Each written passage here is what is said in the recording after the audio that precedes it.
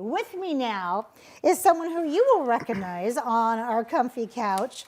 I'm talking about the executive director of our own Rainbow Center, Quincy J. Tyson. How are you? I'm doing great. I'm doing great now. Good. After that, I know. I know. He's so cute. Precious. Yes. I am just like, okay, you can come home with me. I can just hear it now. Let's recap. How long have you been in your role as executive director at the Rainbow Center? Since March. Wow, March of this- 2020. This year. This year. Yeah. Where did that go? I know. It's been almost a year. Oh my gosh. Okay, so let's kind of recap, because you think about January, February, March, and then we start sliding into that spring Pride time. What surprised you the most about Pride here in Tacoma? Well, on the backside of it, Yeah. I didn't realize how much work goes into putting on a Pride celebration. It's a lot. It is a isn't it? lot of work, and it takes a whole village for it all.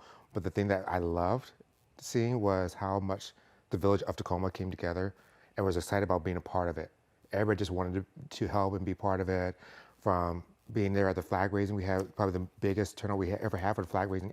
Not the award ceremony, the one at the Tacoma Dome. Yes, I It heard was that. amazing. So many people came out for that. It was so good to see that. And the Tacoma venues, they were like, hey, let's try and make it bigger next year. So We're game. they want to make a whole program out of it this next year. So Oh, I for love some really that. cool stuff.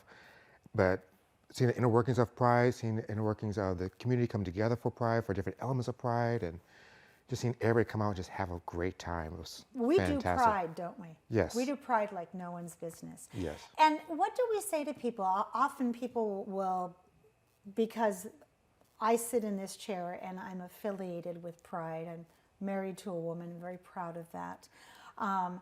When people say, why are there two Prides? Why is there June and why is there July? What do we say? Easy. We don't compete with anybody else. There we go. That's the thing, is because you have Pride's going all up and down the coast. Oregon Pride, you have Seattle Pride, you have Vancouver Pride, all the California Prides and stuff that people want to go to. It's great. We want to support people going to those Prides as well. But Tacoma Pride is different, and we want to give people an opportunity to go to Tacoma Pride as well, which is a different experience. Yes, it So yeah, is. we don't compete. And for here in Tacoma, we get to celebrate Pride for 2 months long, which is great. That's right. I love that. Something is coming up that is going to require us to dress up Yes. in our finest, sparkly, glitter, and dare I say, let the good times roll. Does that sound familiar to you? Sounds a little familiar to me. We're talking about the 2023 gala. Yes. Okay, spill the tea. Let's hear it. So yes, it's November 11th. Yep, coming up around the corner. Yes, what, 15, 16 days now left? And unfortunately, all tickets are sold out. We are completely sold out. Yes, it's going to be a fantastic time. The theme this year is Les Le Bon Temps Voler. You say So- that so beautifully. You do. And it is sold out. It is sold again. out. It's going to be a fantastic time. We're going to have a great time. I know you're going to be there. I will be there with microphones. And there's going to be a fantastic auctioneer that I think you might know. That auctioneer. Yes. You got to watch her. And Yes. If you look her in the eyes, that's just She's it. caught me a couple times. She She's will- caught me a couple times. She doesn't leave anything on the table, does she? No. So put the GoPro on that beautiful, bald, sexy, shiny head of yours and walk me through the gala. From the time that I get there to anything I need to know to make this an evening to remember. It's going to be a fantastic time. It's going to be at the Greater Tacoma Convention Center. Entrance is going to be right off of 15th in Commerce. So 15th is where people will enter. And when people enter, they're going to be greeted with our registration table. And it's going to be a slow immersion into the experience of the night. Yes. We didn't want the whole just in your face right out the court, but it's going to be slow immersion into it. We're going to slowly transition you from Tacoma into the French Quarters. We're going to have a live band playing some New Orleans style jazz going on. We're going to have various things for people to interact with. Our gold ticket raffle, silver ticket raffle, silent auction. There's going to be a standard photo booth towards the entrance. There's Step going to and be repeat. yes, and then we're going to have a 360 photo booth as well this year. Okay, I'm in on that. And the decorations are going to be phenomenal. Oh, I bet. It's going to slowly transition you into that feel, and then going into the banquet hall once the silent auction ends, it's going to be a totally different experience inside there as well. And we have a fantastic podium for you for this Oh, well, year. thank you. Well, thank you. And are we doing a dessert dash? We are. Okay. It is going to be fantastic. We have some great desserts coming in from celebrities, from Karina's.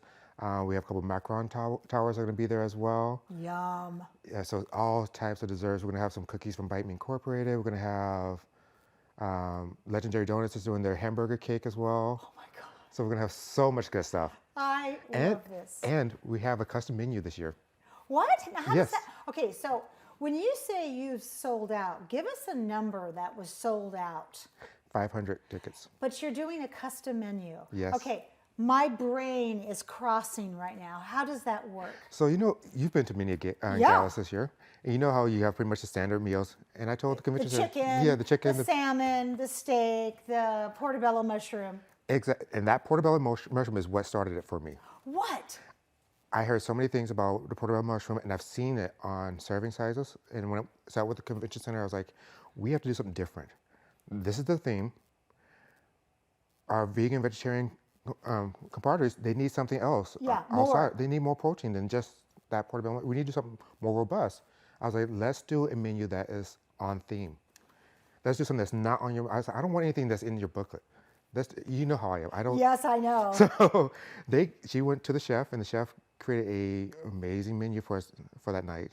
Oh my gosh. Yes, that is on theme for that night for us. I love that. So people are walking into that ballroom and not knowing the surprises that are waiting for them Yes. at those tables and throughout the evening. They're going to get a taste of it, even with the appetizers we're going to be passing out, because those are going to be not on the standard convention center menu as well. They're all it's a complete custom menu for the night.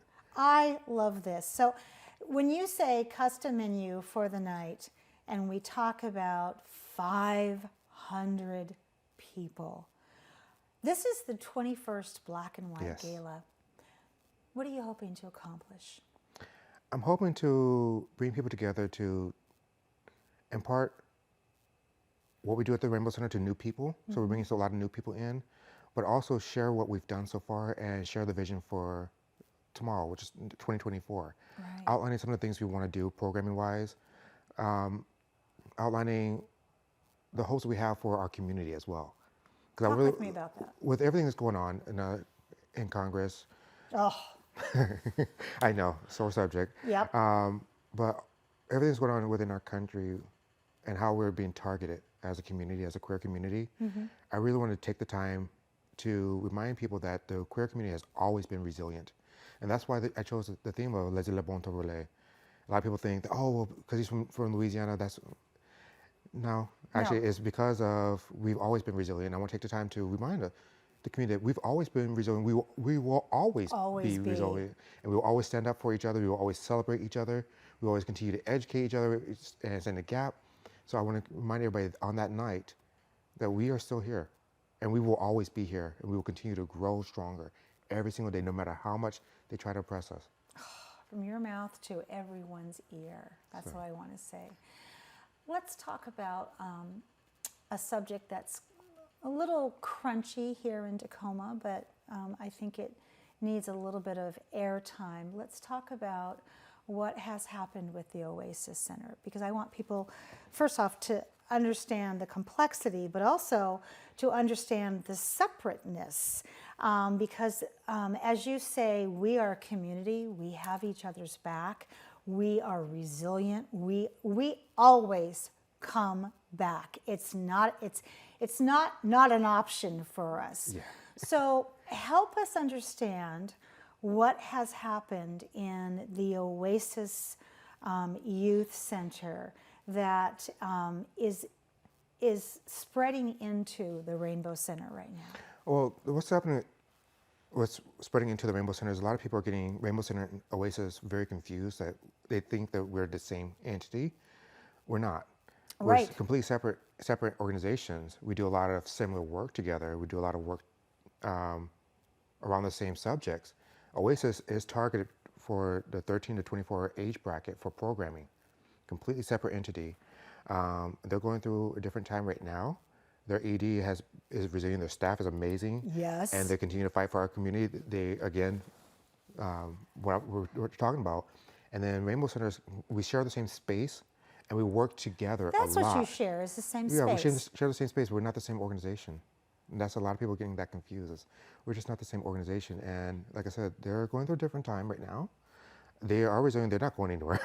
Nope. No, they're not going anywhere. Like I said, their ED has been fantastic.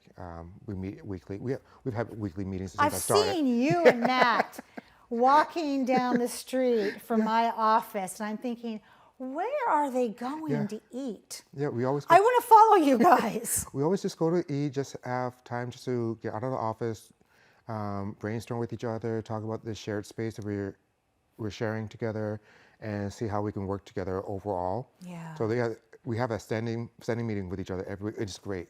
So I love that.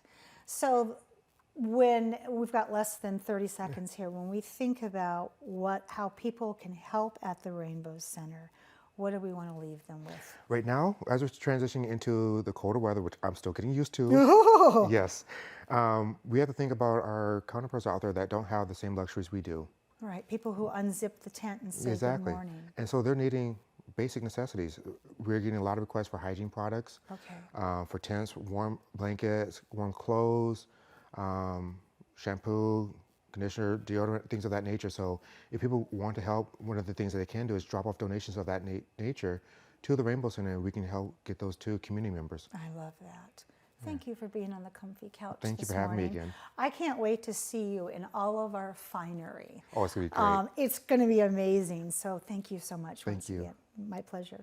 When we come back in the hot seat here, we will have Tidy Up Tacoma program. You don't want to miss that.